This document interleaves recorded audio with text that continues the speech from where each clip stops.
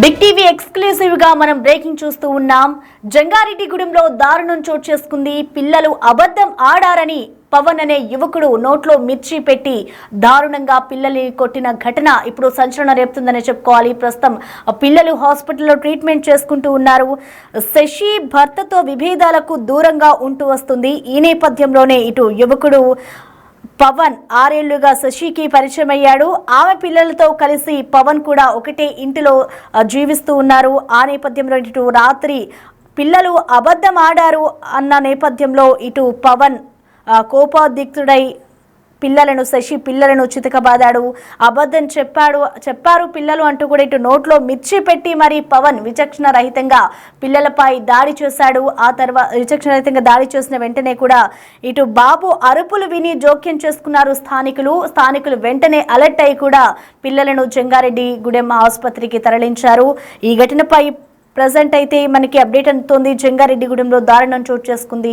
పిల్లలను దెబ్బలను చూసి ఇటు వైద్యులు కూడా నివ్వెరపోయారు. అసలు ఆ యువకుడు ఎందుకు ఈ విధంగా ప్రవర్తించాడు అనేది కూడా మనకి తెలియాల్సి ఉంది.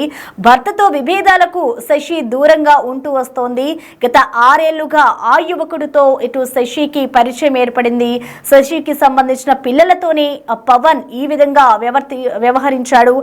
పిల్లలు అబద్ధం ఆడారన్న కోపంతో ఆయన ఒక్కసారిగా పిల్లలకి నోట్లో మిర్చి పెట్టి మరీ చితకబాదిన పరిస్థితి అక్కడ నెలకొని ఉంది. వెంటనే ఆ పిల్లల అరుపులు విన్న స్థానికులు అలర్ట్ అయ్యి అటు హాస్పిటల్కి తరలించారు. ప్రస్తుతం ఆ పిల్లల పరిస్థితి ఏ విధంగా ఉంది అనేది కూడా ఇంకా మనకి తెలియాల్సి ఉంది. బాబు అరుపులు విని ఇటు స్థానికులు జోక్యం చేసుకొని పిల్లలనైతే హాస్పిటల్కు తరలించారు. జంగారెడ్డిగూడెం ప్రభుత్వ ఆసుపత్రిలో ప్రస్తుతం ఆ పిల్లలు కూడా చికిత్స పొందుతూ ఉన్నారు. పిల్లల దెబ్బలను చూసి ఇటు వైద్యులు కూడా నివ్వెరపోయారు. అంటే మనం అర్థం చేసుకోవచ్చు ఆయన ఏ విధంగా పిల్లల మీద దాడి చేశాడు, పిల్లల్ని ఏ విధంగా కొట్టాడు అనేది కూడా మనం అర్థం చేసుకోవచ్చు. కానీ సొంత తండ్రి కూడా కాదు, కానీ ఆ యువకుడు ప్రవర్తించిన తీరు పిల్లల పట్ల ఇప్పుడు మనము చూస్తూ ఉన్నాము. పిల్లల నోట్లో మిర్చి పెట్టి మరి ఈ విధంగా ప్రవర్తించాడంటే ఒక అబద్ధం. అంటే చిన్నపిల్లలు సహజంగా ఏదో ఒకటి చెప్తూ ఉంటారు. వాళ్ళకి అభం శుభం తెలియని పిల్లల పట్ల పవన్ ఈ విధంగా వ్యవహరించడం ఇప్పుడు సంచలనం రేపుతుందని చెప్పుకోవాలి. ప్రస్తుతం జంగారెడ్డిగూడెం ప్రభుత్వ ఆసుపత్రిలో వాళ్ళు ట్రీట్మెంట్ తీసుకుంటూ ఉన్నారు. వారి పరిస్థితి ఏ విధంగా ఉంది, అసలు ఎందుకు ఈ విధంగా వ్యవహరించాడు అనేది కూడా మా ప్రతినిధి సాగర్ అందుబాటులో ఉన్నారు. సాగర్ నేను తెలుసుకుందాం. సాగర్ చెప్పండి, ప్రస్తుతం అసలు పిల్లల పరిస్థితి ఏ విధంగా ఉంది, అసలు పవన్ ఎందుకు ఈ విధంగా ప్రవర్తించాడు, దీనికి సంబంధించి శశి ఏమైనా స్పందించిందా పిల్లల తల్లి? దారుణం చోటు చేసుకుంది. శశి అనే ఆమె గత కొంతకాలంగా భర్తతో విభేదాల కారణంతో తన 2 పిల్లలతో కూడా జంగారెడ్డిగూడెంలో నివాసం ఉంటుంది. అప్పుడే ఈ పవన్ అనే వ్యక్తి పరిచయం అయ్యాడు. సో పవన్ అనే వ్యక్తి పరిచయం అయిన తర్వాత అతనితో కొంత సహజీవనం చేస్తున్నట్లుగా కూడా మనకి సమాచారం దొరుకుతుంది. 2 పిల్లలతో పాటు శశి అట్లాగే పవన్ కూడా ఒకే ఇంట్లో వస్తూ ఉన్నారు. అయితే పవన్ గత కొంతకాలంగా పిల్లలను అకారణంగా కొట్టడం అట్లాగే అకారణంగా హింసించడం మొదలు పెట్టాడంటూ కూడా చుట్టుపక్కల వాళ్ళు చెప్తున్నారు. నిన్న అర్ధరాత్రి ఒక్కసారిగా పవన్ విచక్షణ కోల్పోయి పిల్లల్ని కొట్టిన దెబ్బలకు, ఆ పిల్లలు అరిచిన అరుపులకు వీధిలో ఏమవుతుందో అన్న కంగారులో చుట్టుపక్కల వాళ్ళు వచ్చి చూసేసరికి ఆ చిన్న పిల్లవాడు ఉదయ్ మొత్తం వీపు అంతా కూడా పూర్తిగా రక్తపు గాయాలతో ఉంది. అతను ప్రాణాలు పోతున్నాయి అన్నట్లుగా ఆ అరుపులు కేకలు పెట్టిన తర్వాత ఒకసారిగా చుట్టుపక్కల వాళ్ళు పవన్ అడ్డుకునే ప్రయత్నం చేశారు. అయితే అప్పుడు కూడా పిల్లలను కొట్టడం ఆపమంటూ అడ్డుకునే వారిపై కూడా పవన్ దాడికి ప్రయత్నించాడు అనేది మనకి అందుతున్న సమాచారం. వెంటనే చుట్టుపక్కల వాళ్ళు పోగొట్టడం, పవన్ ని పక్కకు తోసివేసి ఆ పిల్లలిద్దరిని కూడా, బాబు పాప ఇద్దరిని కూడా జంగారెడ్డిగూడెం ఏరియా ప్రభుత్వ ఆసుపత్రికి తరలించారు.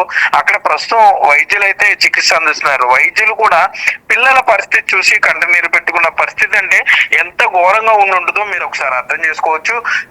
మొబైల్ ఛార్జింగ్ పెట్టుకునే వైర్ తో ఇష్టం వచ్చినట్లుగా వీపు మీద కొట్టడంతో పాటుగా ఆ దెబ్బల మీద కారం కూడా రాస్తూ ఉంటాడు. కనీసం పాప బాబు చిన్న పిల్లలు అన్న ఇంగిత జ్ఞానం కూడా లేకుండా అతను అత్యంత పాశవికంగా ఇష్టం వచ్చినట్టు కొడుతూ ఉంటాడు.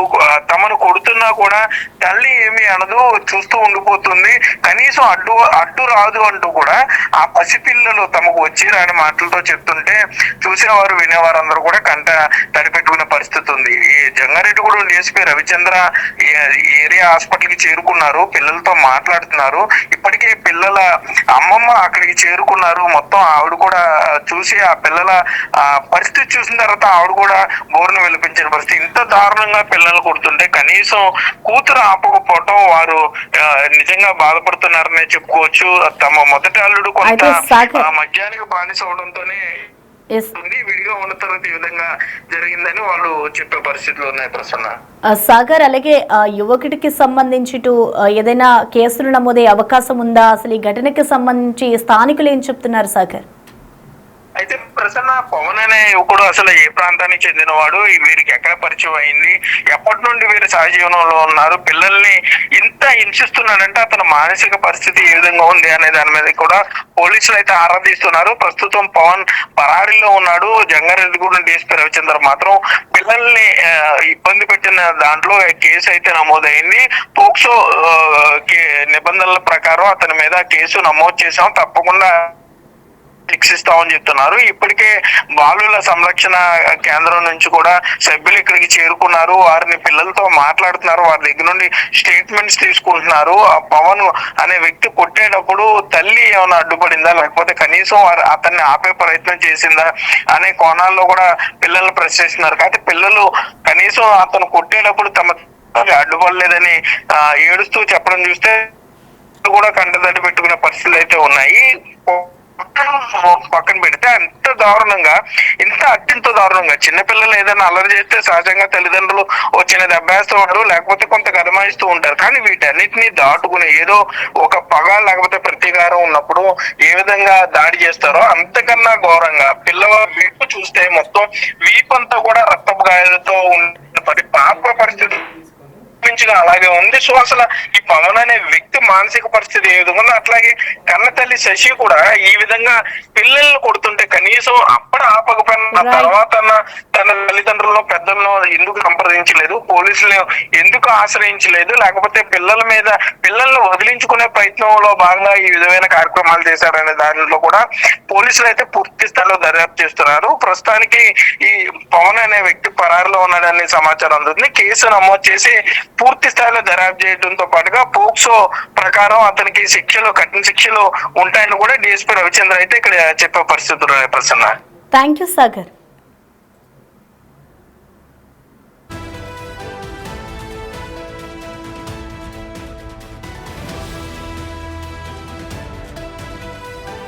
ప్రెసెంట్ అయితే ఆ యువకుడు ఎవరైతే పవన్ ఉన్నాడో ఆయన మీద పోక్సో నిబంధనల ప్రకారం ఇటు ఆయన మీద కేసులు నమోదు చేసినట్లుగా కూడా తెలుస్తోంది. భర్తతో విభేదాలకు ఇటు శశి దూరంగా ఉంటూ వస్తున్నారు. అసలు ఆ యువకుడు ఎవరు, ఎన్నేళ్లుగా ఇటు శశితో సహజీవనం చేస్తున్నారు అనే వివరాలపైన కూడా ఇటు పోలీసులు అయితే దర్యాప్తు చేస్తూ ఉన్నారు. ప్రస్తుతం చిన్న పిల్లలు అని ఇంగింత జ్ఞానం లేకుండా ఆ యువకుడు ప్రవర్తించిన తీరు ఇప్పుడు అందరిని కూడా అలర్ట్ చేస్తోంది. అబద్ధం చెప్పారని నోట్లో మిర్చి పెట్టి ఛార్జింగ్ వైర్ తో విచక్షణ రహితంగా పిల్లలపై దాడి చేశాడు. పిల్లల అరుపులు విన్న స్థానికులు వెంటనే వారిని జోక్యం చేసుకుని స్థానికులు బాబు అరుపులు విని హాస్పిటల్ కు తరలించారు. ప్రస్తుతం హాస్పిటల్ వారు ట్రీట్మెంట్ తీసుకుంటూ ఉన్నారు.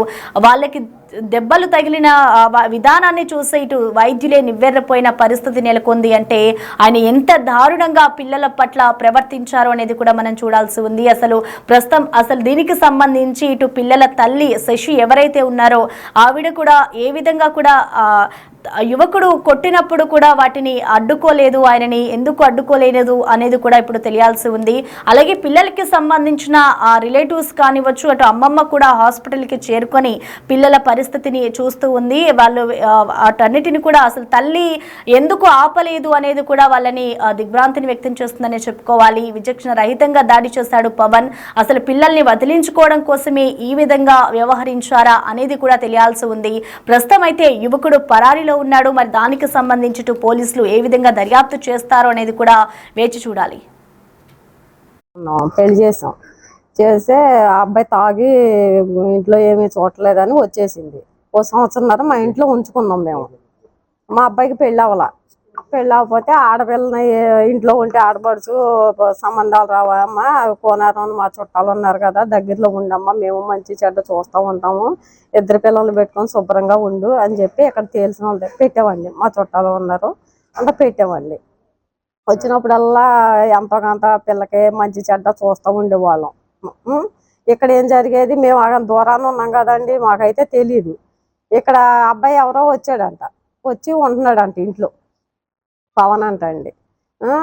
కొట్టాడంట మొన్న మధ్య, కొట్టేసి ఏదో అబద్ధం ఆడాడో 20 రూపాయలు జేబులో తీసాడని కొట్టాడంట.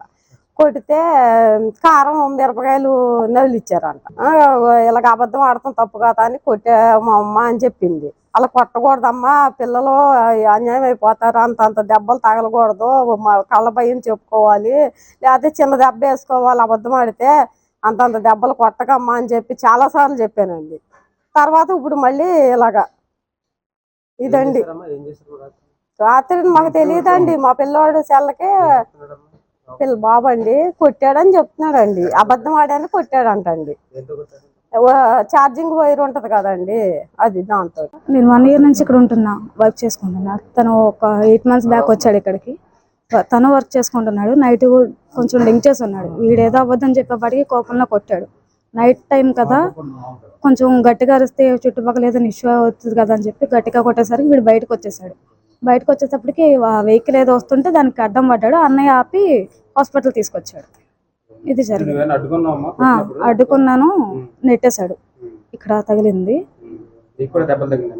అడ్డుకున్నాను కానీ ఇక్కడ తగిలింది. తర్వాత నేను కింద పడిపోయిన తర్వాత తను నన్ను లేపుతుంటే వీడు బయటకు వచ్చేసాడు. ఆ గ్యాప్ లోనే బయటకు వచ్చేసాడు. వీడు బయటకు వచ్చేసాడు కదా అని మళ్ళీ తను ఊరికి వస్తుంటే ఆ వెహికల్ ఎవరు ఆపారు కదా, ఆ అన్నయ్య తీసుకొని ఆ చుట్టుపక్కల కొంచెం జనం వచ్చారు, హాస్పిటల్ తీసుకొని వచ్చేసారు. తర్వాత పోలీసులు ఇదంతా